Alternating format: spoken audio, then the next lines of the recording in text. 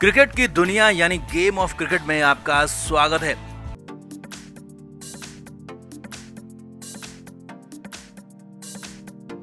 दिल्ली में भारत और ऑस्ट्रेलिया के बीच दूसरा टेस्ट मैच चल रहा है और इस टेस्ट मैच में भी टॉस जीतकर एक बार फिर कंगारू टीम पहले बल्लेबाजी कर रही है। हालांकि नागपुर टेस्ट के मुकाबले ऑस्ट्रेलिया ने काफी अच्छी शुरुआत की और एक तरह से भारतीय गेंदबाजों के आगे टिकने का, खेलने का साहस दिखाया, मगर दिल्ली के ही मैदान में सुबह सुबह मोहम्मद सिराज ने खून खराबा कर दिया। जी हाँ, सिराज ने वार्नर का सिर फोड़ दिया, कोहनी तोड़ दी, पसलियों को बुरी तरह से रगड़ दिया, हाथ जोड़ने पर मजबूर कर दिया और उसके बाद डेविड वार्नर माफी मांगने लगे। यहाँ तक कि मैदान में ही डॉक्टर तक को बुला दिया गया और उसके बाद डरे, सहमे, घबराए डेविड वार्नर ने अपना विकेट फेंक दिया। जी हाँ, शमी ने और सिराज ने घेर कर बुरी तरह से सरेंडर कर चुके वार्नर को आउट कर दिया और सुबह सुबह ढेर कर दिया। तो यही हुआ दिल्ली में सुबह सुबह। तो दिखाते हैं आपको सब कुछ कैसे भारतीय तेज गेंदबाजों ने मचाए कोहराम। आप भी इस वीडियो को शेयर करें और कमेंट बॉक्स में अपनी राय जरूर दें।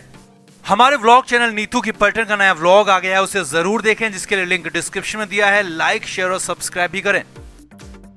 तो एक बार फिर कप्तान रोहित शर्मा टॉस हार गए और भारत को पहले गेंदबाजी ही करनी पड़ी। अब नागपुर टेस्ट मैच में तो टीम इंडिया को 2 रन पर 2 विकेट मिल गए, लेकिन यहाँ दिल्ली में कंगारू ओपनर्स ने विकेट पर टिकने का जज्बा दिखाया। लेकिन यही जज्बा डेविड वार्नर पर भारी पड़ गया और डेविड वार्नर पर बॉडी अटैक हमला जो किया तो वार्नर रो ही पड़े और अंत में डर कर, घबरा कर विकेट फेंक दिया और घेर कर वार्नर को यहाँ पर खत्म कर दिया। तो दिखाते हैं आपको सब कुछ। मोहम्मद सिराज और शमी ने खासतौर पर वार्नर को निशाना बनाया, वार्नर को रन ही नहीं बनाने दिए। सिराज ने लगातार वार्नर पर बाउंसर्स की बौछार कर दी, वार्नर के सिर को, कंधे को, पसलियों को निशाना बनाया। मोहम्मद सिराज ने पहले 6ठे ओवर में डेविड वार्नर की कोहनी तोड़ दी। जी हाँ, तेज बाउंसर पर वार्नर शॉट मारना चाहते थे लेकिन चूक गए और 145 किलोमीटर प्रति घंटे की रफ्तार से बॉल जाकर सीधे डेविड वार्नर की कोहनी पर लगी और वार्नर तिलमिला गए दर्द से। जी हाँ, भारत की कंडीशन में स्पिनिंग ट्रैक पर तेज गेंदबाज मोहम्मद सिराज ने वार्नर की कोहनी तोड़ दी थी। खासा दर्द हो रहा था, तुरंत डॉक्टर को, फिजियो को मैदान में बुलाया गया,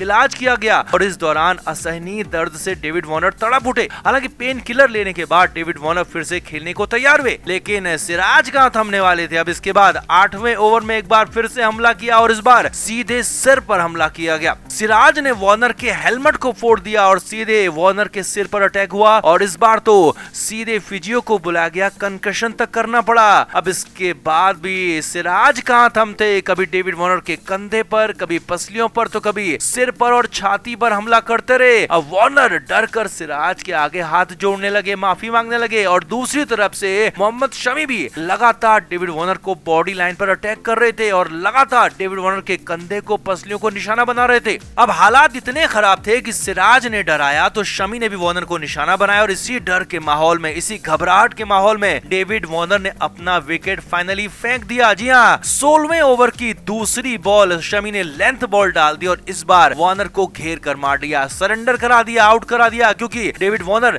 एक्सपेक्ट कर रहे थे कि इस बार भी शॉर्ट बॉल आएगी, सीधे उनके कंधे पर आएगी बॉल या फिर चेहरे पर आएगी। लेकिन शमी ने लेंथ बॉल डाली और विकेट के पीछे बेहतरीन कैच यहाँ पर ले लिया गया। शमी ने यहाँ पर वार्नर को आउट कर दिया, लेकिन इसमें पूरा का पूरा बड़ा योगदान मोहम्मद सिराज का भी था, क्योंकि पहला ही दिन, पहले सेशन में सिराज ने बुरी तरह से वार्नर को यहाँ पर डरा दिया, धमका दिया और इसीलिए ये बॉलिंग यहाँ पर खास थी, शमी की भी, सिराज की भी। तो आपका इस पूरे प्रदर्शन पर क्या कहना है, सिराज के इस तोड़फोड़ वाले खेल पर क्या कहना है, कमेंट बॉक्स में आप जरूर बताएं। वीडियो को शेयर भी करें। हमारे व्लॉग चैनल नीतू की पलटन का नया व्लॉग आ गया है, उसे जरूर देखें, जिसके लिए लिंक डिस्क्रिप्शन में दिया है। लाइक, शेयर और सब्सक्राइब भी करें। तो दिल्ली टेस्ट मैच शुरू होने वाला है और एक बार फिर से पहले ही कंगारू मीडिया हार के बहाने ढूंढने लगा है और पिच पर सवाल उठाने लगा है। हालांकि ये सब कुछ कंगारू टीम, उनके क्रिकेट एक्सपर्ट और उनका मीडिया पहले भी करता रहा है, लेकिन इस बार दिल्ली की पिच पर ऐसा बखेड़ा खड़ा कर दिया कि कंगारू मीडिया अपनी टीम को सीरीज बीच में छोड़कर ही वापस लौटने को कहने लगा। जी हाँ, ऐसा ही हो रहा है। असल में दिल्ली टेस्ट मैच को लेकर जो पिच तैयार की गई है, उस पिच पर कंगारू मीडिया बिना पिच को देखे ही सवाल उठाने लगा है। बुधवार यानी कि 15 फरवरी को दिल्ली की पिच सभी को दिखाई गई। ऑस्ट्रेलियाई टीम मैनेजमेंट जिसमें उनके कोच और कप्तान शामिल थे उनको पिच दिखाई गई। यहाँ तक कि ऑस्ट्रेलिया के मीडिया पर्सन जो भारत में है उनको भी पिच दिखाई गई और यहीं पर बवाल खड़ा हो गया। ऑस्ट्रेलियाई मीडिया का दावा है कि उन्हें दिल्ली की पिच की फोटो नहीं लेने दिया गया, फोटो लेने को बैन कर दिया गया। जी हाँ, ऑस्ट्रेलिया के अखबार द एज के मुताबिक दिल्ली में बेहद स्लो टर्नर पिच है और काली मिट्टी से यहाँ पर पिच बनाई गई है, लेकिन पिच की फोटो लेने से उन्हें रोक दिया गया, बैन कर दिया गया। अब यहाँ पर द एज ने यहाँ तक कह दिया कि दिल्ली की पिच से क्या ही उम्मीद की जाए जब फोटो लेने तक से बैन कर दिया, लिहाजा ऑस्ट्रेलियाई टीम को पुल बैक कर लेना चाहिए। जी हाँ, पुल बैक का मतलब है कि वापस आ जाना चाहिए, मैच नहीं खेलना चाहिए। आगे देखिए, ऑस्ट्रेलिया के फॉक्स क्रिकेट ने कहा कि दिल्ली की पिच से भी छेड़छाड़ हो रही है और दिल्ली की पिच को भारत अपने हिसाब से बना रहा है। फॉक्स क्रिकेट ने कहा कि पिच की फोटो नहीं लेने दी गई। यही नहीं, एक और तीसरे मीडिया हाउस sen.com.au ने तो एक कदम आगे बढ़कर कहा कि भारत में ऑस्ट्रेलिया को आना ही नहीं चाहिए। जी हाँ, उन्होंने कहा कि ऑस्ट्रेलिया को भारत का दौरा कभी भी नहीं करना चाहिए क्योंकि यहाँ पर पिच के साथ आज नहीं बल्कि हमेशा छेड़छाड़ होती है और भारत अपना फायदा उठाता है। अब यहाँ पर आगे बढ़ने से पहले आपको बताएं कि कंगारू मीडिया ने पिच की फोटो लेने पर बैन की बात कही, पिच के साथ छेड़छाड़ की भी बात कही और ये सारी रिपोर्ट्स दिल्ली की पिच की फोटो के साथ लिखी गई। यानी कि अगर पिच की फोटो लेना बैन था तो उन्होंने पिच की फोटो लगाई कैसे, कहां से? दिल्ली की पिच की बकायदा फोटो खींची गई थी और उसी फोटो के साथ ही पूरी रिपोर्ट्स लिखी गई थी। यानी कि कंगारू मीडिया सिर्फ प्रोपेगेंडा करना चाहता है और इसीलिए तो ऑस्ट्रेलिया के दिग्गज उन पर भड़क गए। दिग्गज रिकी पॉन्टिंग ने कहा कि मीडिया को थोड़ा सा शांत रहना होगा क्योंकि मैच खेलने मीडिया पर्सन नहीं जा रहे हैं जो कि उनको पिच दिखाई जाए, उनको पिच को छूने दिया जाए। पैट कमिंस और रॉनी जो कि उनके कोच एंड्रू मैकडोनाल्ड का निकनेम है तो उनको पिच दिखाई गई। पॉन्टिंग ने आगे कहा पैट और रॉनी को पिच तक जाने का एक्सेस था, उनको अधिकार था क्योंकि यही नियम भी है और पूरी दुनिया में यही नियम चलता है। मीडिया वालों को कहीं भी पिच छूने नहीं दी जाती, कहीं भी पिच के करीब जाने नहीं दिया जाता, इसीलिए बेकार की बातें मीडिया वाले ना करें। माइकल क्लार्क तो एक कदम आगे बढ़ गए और उन्होंने कह दिया कि ऑस्ट्रेलियाई मीडिया उनके देश को बदनाम कर रहा है, दुनिया को एक बार फिर दिखा रहा है कि ऑस्ट्रेलिया डर रहा है या कहने का मौका दे रहा है कि हार का बहाना ढूंढा जा रहा है, लिहाजा सेंसिबल रिपोर्टिंग होनी चाहिए, ऐसी बातें नहीं बोलनी चाहिए।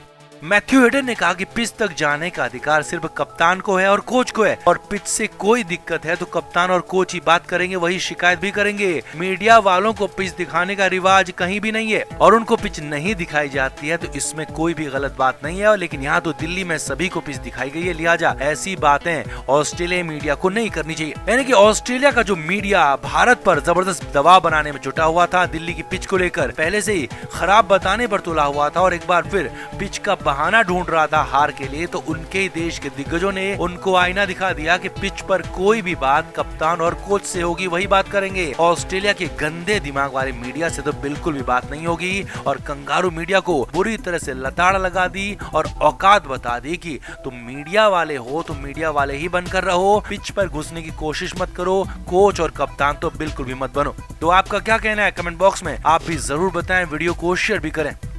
क्रिकेट के हर नए अपडेट के लिए गेम ऑफ क्रिकेट को सब्सक्राइब करें और उसके बाद बेल आइकन को प्रेस करना ना भूलें ताकि सिर्फ आपको मिले गेम ऑफ क्रिकेट की हर खबर सबसे पहले।